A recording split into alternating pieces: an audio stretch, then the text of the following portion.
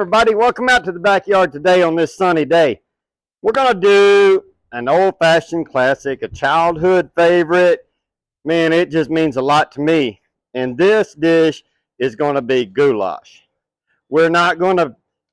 Jeff's not going to twist it up. I'm not going to put anything into this. We're just going to do a classic goulash. It's going to have elbow macaroni. Going to have some ground chuck, tomatoes, tomato sauce, a little Italian seasoning, salt and pepper, and Worcestershire, and onion. Folks, that's classic. Nothing else. That's all we're going to do. In this pot right here, we've got some water, heavily salted, that's come to boil. We're going to put some box of elbow macaroni in there. We're going to give that a stir so it doesn't stick.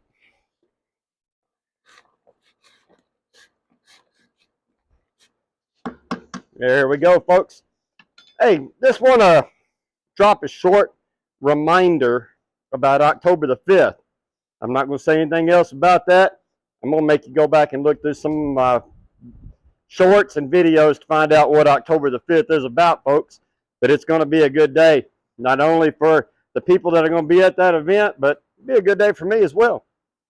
So, folks, it's hot already on this sunny afternoon in central Mississippi, as we always do, and we're going to take time right now while we got a minute to say a heartfelt thank you to everybody that's out there.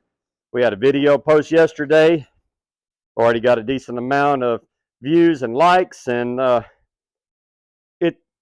guess it's hard for me to explain how well that makes us feel. And we just want to say thank you from the bottom of our heart. Buddy, we got this macaroni in here like you saw us put in there, giving it a quick stir to make sure we don't have anything sticking, because we can't regulate our high-low knob on here. Folks, I made mention that this is heavily salted water. Whenever you do a pasta, again, this is Jeff's way, make sure that water is seasoned. Seasoned very well. Salt is the best basic seasoning for that, in my opinion. But put a good bit. We put some Himalayan pink sea salt in there. Pink Himalayan sea salt. I don't know why I keep saying that backwards. Just because we had a little bit in the bottom of the container, it looked like about the right amount, so we just used it up. But regular salt, but put a good bit. You know, this pot's probably got this much water in it right here, that whole box of pasta. I wouldn't be shy to put 2 or 3 tablespoons of salt in there. Some people might say that's a bunch, but when this gets mixed up with everything else, you're going to be doing good. It's popping in here. Our macaroni's getting really close to getting done. We're going to have to pull it off and drain it here in just a second. But I want to point out something. You know, I've got my kitchen. I do things my way. But one of the things that don't always do what I do. For example, I use this smoker. I don't have a fire pit or a bigger fire. So I can usually only do one large dish at a time. Had I had bigger area here, I could be browning my ground meat as I was doing my pasta, the way to speed things up. So if your fire is much bigger, you're doing this outside on a campfire. If I had my girl Sarah out here, it'd be different. But we could do 2 things at one time to speed up this dish. This dish right here, I know school time's getting started. We're getting cranked back up into that time of the year. This is a good one for everybody to do for their family in the evening. It's simple, it's easy, it keeps well, it reheats well. All right, we got our macaroni cooked. It's just a little al dente, but by the time we mix it up and heat everything else, it's going to be just fine. Got a great texture in this.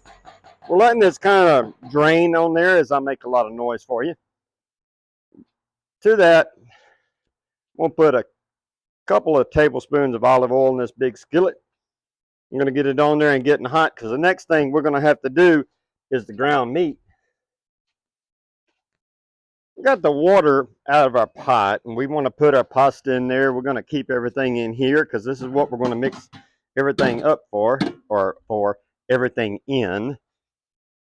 All right, right here we got some 80-20 chuck. Straight from the store. We hadn't done anything special to it. I'm going to get it off in our skillet. Give that a little bit of a stir.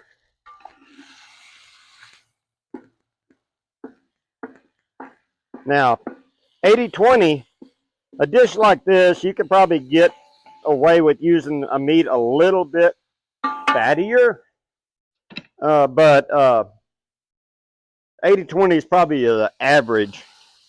We'll put a fairly decent pinch of salt in there. Now we do want to be mindful of the salt we got in this. We do have some tomato products that have to go in there to finish this dish. And just my opinion, salt can kind of do some changing in that environment. We're frying off really good. Again, a couple of good pinches of black pepper. Give this a little stir. We're really going good, folks. I think you can hear that. Let me see. Wait a minute. How was that? Our meat is probably about a third of the way done. So to that, we've got 2 chopped onions in here, and these are white onions. There's 2 of them chopped. We'll go ahead and put that in there. Let that get going. We want our onions to be a little soft. I'm going to throw in another little pinch of salt. I don't always season as I go, but there's certain dishes like this that kind of require you to season as you go. Now, when I cook my ground meat, there's a couple of different ways. One, I cook it until all the liquid, grease, fat, whatever you want to call it, is gone out of the pan. All right? Sorry, folks, somebody went by a little noisy. The other way is I cook it where there's a little bit of that left in it. This is one we're going to make sure, we want to make sure this is dry. Our ground meat is fully cooked. Most of this stuff is either cooked off or been absorbed. Folks, our meat is about 3/4 of the way done, and our onions are just starting to turn a little translucent. So to that, we want to very carefully, because we're hot, folks, we want to very carefully add 2 cans of petite diced tomatoes. Got my cans there mixed up. We also want to add 2 cans of sauce, not tomato paste, but sauce.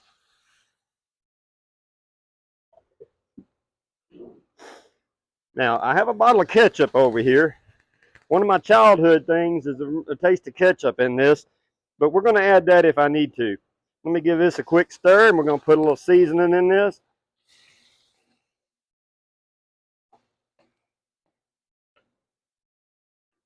And the reason, we got some of this liquid that comes in here, and that's why we want our meat to be dry. We don't want this dish to be fatty. Fatty stuff like that on pasta, to me, well, I don't like it, but it's a different kind of fat. Butter on pasta, stuff like that, it's a different way. This type of fat, not so much. We'll put a pretty healthy amount of salt. The same thing with the pepper.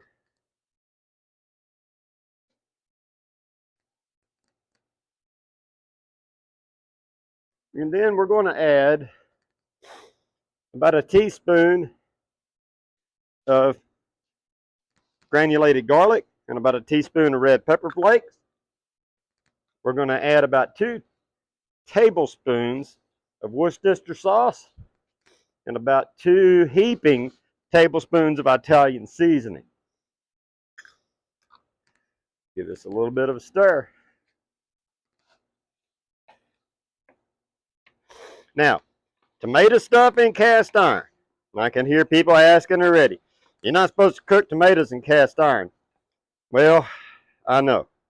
Here's the thing. It's with any acid product. One, you need to make sure your cast is good seasoned. Not that it has a lot of seasoning and excess of seasoning, but it's seasoned properly. You take care of it. And if you do this for a few minutes in your cast iron, it's not going to be as bad. If I was to cook a dish like this real slow in cast iron for hours, one, my dish would get gray. Some of the black seasoning would leach off and get into the meat, would discolor it. So if you were doing something that had rice or something like that, you would see it turn gray or it'd be discolored. We're going to be fairly quick in here, and we're going to take care of our cast when it comes off. And we're going to cook this just a little bit. And then we're going to put our whatever them things are right there, the elbow macaroni. I'm sorry, folks, I lost my mind for a minute. We're going to put them in here.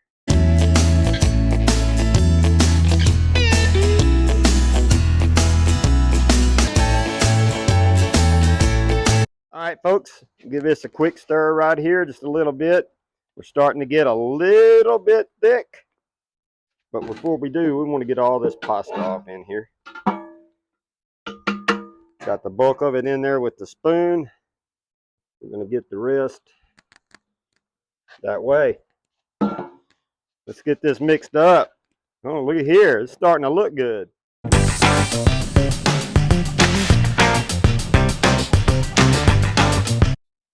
All right, folks, we're getting ready to come off right here.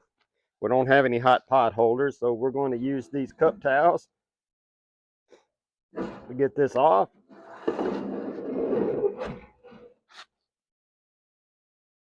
Kind of unconventional, but I tell you, a lot of times when you cook outside, especially if you're away from home, it takes a little bit. Let's get this stirred up here. We got a lot of residual heat in our cast iron, so we want to keep stirring initially as soon as it's off the fire, because it's still going to keep cooking in here, and depending on what you got, it can scorch, even though you say, well, I took it off fire. Well, folks, it takes a little bit. This has to be hot for quite a while. All right, we'll give this a little taste. I can tell you what's going through Jeff's head right now. We need a little ketchup. But let's see.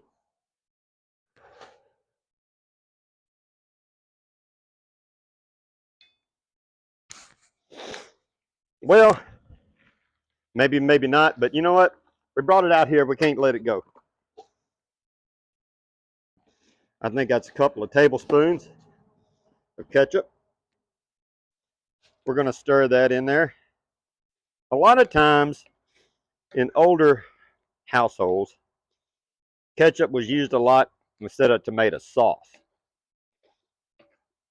But I think that's why I kind of like the ketchup type flavor in a dish like this. Now, I'm going to add just a touch of salt, because to me it could use just a little.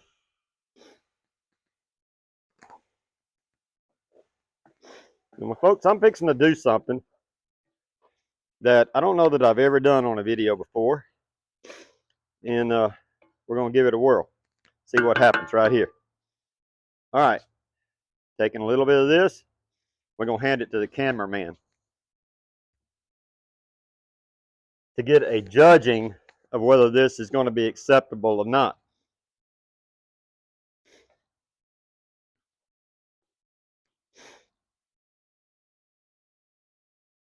She's got a funny look on her face, folks. Drum roll. Oh, look at there. A little more ketchup. Looky there. Just what I was thinking in my mind. And they say you don't think alike after you're together a while. Well, I guess we just proved that wrong. But again, I want to point something out. If you're Southern born and raised, you might have slightly different taste buds. That one right there is from Central Pennsylvania. Their food's a little different. Flavors up there. We've talked about that on videos before. Not saying that it's good, bad, wrong, right, or anything. It's just how people perceive food. And it's just a big thing for me. Just like she said, her chicken and waffles. I'm not saying it's wrong or right. I'm just saying it's what you grew up on and how you went to do that. All right, one more time, folks. Been a little bit to the cameraman, who will not come on the camera, by the way.